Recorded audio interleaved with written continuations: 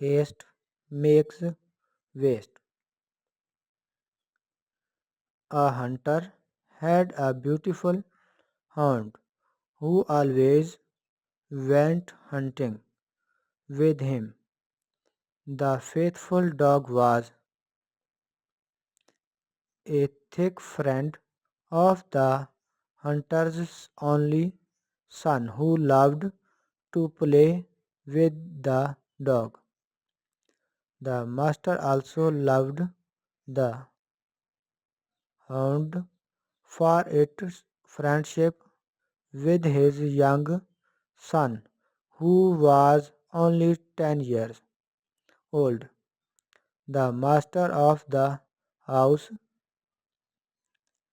had no one else in the house.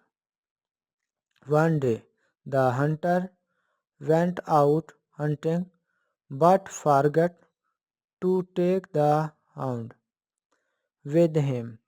His son was still asleep in his bed.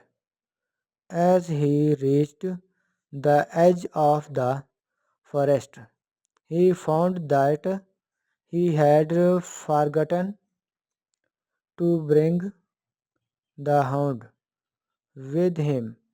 He decided to go back and bring the hound.